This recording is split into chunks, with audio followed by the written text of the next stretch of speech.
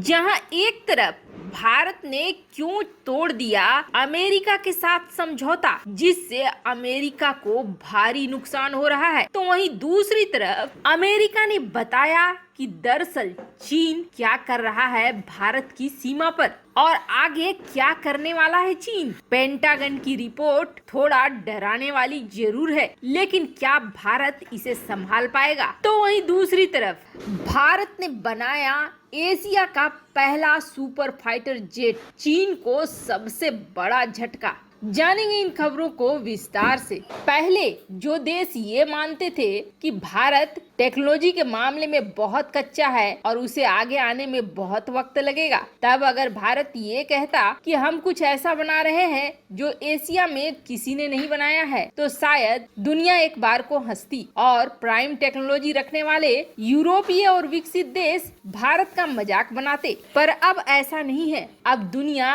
भारत की क्षमताओं को मानने लगी है। और आपको बता दें, अपने एक ग्रिपेन विमानों के दम पर जो स्वीडन अपना बाजार बना रखा था, उस स्वीडन को अब डर लगने लगा है भारत से। अब अपने ग्रिपेन विमानों के बाजार को बचा नहीं पा रहा है स्वीडन। अब दुनिया भर के एक्सपर्ट ये कह रहे हैं कि एशिया का पहला सुपर फाइटर जेट अगर किसी देश के पास है तो वो है भारत, और भारत का वो सुपर फाइटर जेट है तेजस MK2, और ये सिंगल इंजन कैटेगरी में एशिया का पहला सुपर फाइटर जेट है। आपको बता दें, तेजस MK2 पर अभी काम चल ही रहा है। 2023 में ऐसा माना जा रहा है कि ये पहली उड़ान उड़ेगा। अब जो एक्सपर्ट हैं वो ये कह रहे हैं कि आने वाला तेजस MK2 और भारत का AMCA प्रोग्राम के तहत बनने वाला लड़ाकू विमान एशिया में बिल्कुल अलग होने वाला है, क्योंकि ये अब भारत के लिए बनाना आसान भी हो गया है। अब तक भारत ने मॉडर्न और एडवांस वारफेयर क्षमता हासिल कर ली है।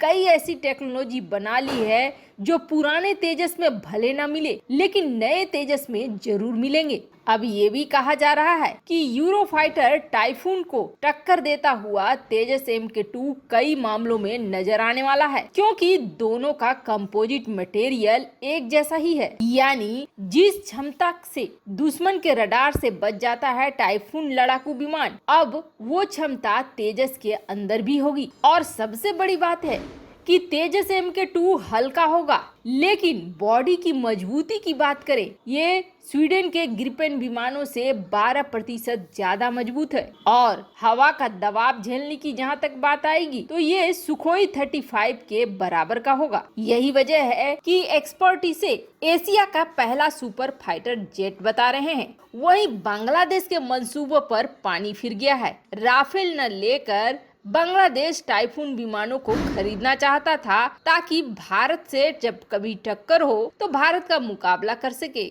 लेकिन ये क्या, अब तो टाइफून की बराबरी करने लगा है तेजस MK2। नई सरकार जहां बाकी क्षेत्रों में अलग अलग स्कीम लाकर भारत को आत्मनिर्भर बनाने की कोशिश कर रही है, तो वहीं एक सेक्टर ऐसा भी है जहां भारत सरकार ने जी जान लगा दिया है, और वो सेक्टर है डिफेंस का सेक्टर। अब आपने देखा होगा, भारत सरकार ने कई ऐसी लिस्ट जारी की थी जिसमें कई हथियारों को खरीदना बैन हो गया था और उन्हें अपने ही देश में बनाने की बात कही गई थी, और भारत ने उस दिशा में काम करना भी शुरू कर दिया था। अब भारत सरकार ने जिन विमानों, जिन हथियारों और जिन कलपुर्जों पर रोक लगाई, वो रूस से भी खरीदा जाता था, फ्रांस से भी और अमेरिका से भी। मतलब साधारण भाषा में समझिए कि ये देश जो बहुत माल कमाते थे भारत से, 2025 तक ये जो 108 आइटम है, अब ये भारत में ही बनने लगेंगे, जिसका मतलब है इन्हें बहुत नुकसान होने वाला है। अब इस क्रम में अमेरिका बन गया है भारत का सबसे बड़ा शिकार। वैसे तो अमेरिका के साथ भारत के रिश्ते इस वक्त बहुत अच्छे हो रहे हैं। WHO ने कोवैक्सीन को मान्यता दी, अमेरिका ने भी मान्यता दे दी। वहीं 5I में भारत को शामिल करने पर भी अमेरिका विचार कर रहा है। लेकिन इन सब के बीच भारत ने अमेरिका को 7500 करोड़ रुपए का नुकसान दे दिया है। भारत के ताजा कदम ने अमेरिका को बड़ी मुश्किल में डाल दिया है। अमेरिका को $1 बिलियन का झटका भी दिया है। भारत दरअसल अमेरिका के साथ 45 नेवल गन खरीदना चाहता था और ये नेवल गन का कॉन्ट्रैक्ट था $1 बिलियन का, लेकिन अब भारत ने ये पूरा का पूरा कॉन्ट्रैक्ट ही कैंसिल कर दिया है। जब ट्रम्प 2019 में शासनकाल में थे तब भारत ने अपनी नेवी के फ्रिगेट्स और छोटे जहाजों में इसे लगाने के लिए इन गनों का बड़ा ऑर्डर दिया था अमेरिका को। अमेरिका के ये नेवल गन्स काफी एडवांस थे और सबसे बड़ी बात यह है कि ये नेवल गन्स अमेरिका हर किसी को नहीं दे देता है, बल्कि अपने बिल्कुल नजदीकी सहयोगियों को ही ये देता है। उस समय ट्रम्प ने चूंकि पीएम मोदी के साथ रिश्ते अच्छे थे, इसलिए इसके लिए हामी भर दी थी और ये डील फाइनल भी हो गई थी। लेकिन अब आत्मनिर्भर प्लान के तहत भारत ने ये डील तोड़ दी है और अब भारत इन गनों को अपने ही देश में बनाएगा, न कि अमेरिका से खरीदेगा। वहीं दूसरी तरफ अमेरिका के पेंटागन ने एक रिपोर्ट जारी किया है और इस रिपोर्ट ने बखिया उधेड़ दी है चीन की, तो वहीं असलियत बताई है कि आखिर भारत और चीन के बीच में क्या चल रहा है और आगे चीन क्या करने वाला है। पेंटागन का कहना है कि पहली बात, चीन बिल्कुल नहीं चाहता है कि अमेरिका के साथ भारत के रिश्ते अच्छे हों और इस रिश्ते को तोड़ने के लिए वो कुछ भी करने को तैयार है। तो वहीं दूसरी तरफ भारत को किसी भी हालत में अमेरिका के पक्ष में नहीं दाने देने के लिए वो डराने से लेकर हर चीज को शुरू कर रहा है। अपने पड़ोसियों को डराने के लिए चीन ने तिब्बत और सिंजियांग में मौजूद सुरक्षा बलों को पश्चिमी चीन भेज दिया था ताकि उनकी सीमा पर तैनाती हो सके।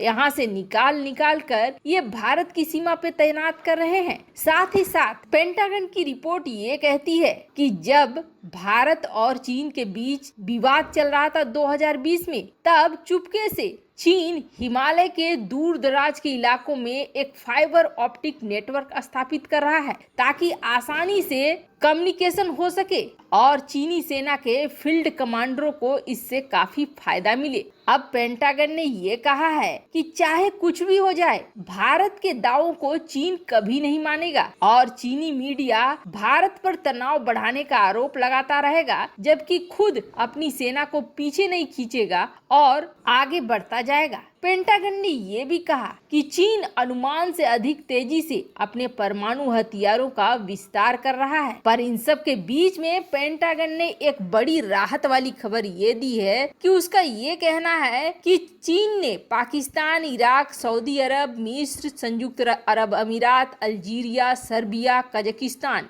इन सब को जो हथियार बेचे हैं वो हथियार बिल्कुल भी गुणवत्ता वाले यानी क्वालिटी वाले नहीं है और न ही विश्वास करने लायक है। ऐसे में भारत को युद्ध के मामले में बढ़त मिल सकती है हथियारों के मामले में। वैसे आपको क्या लगता है, भारत ने अमेरिका के साथ डील कैंसिल करके सही किया या गलत किया?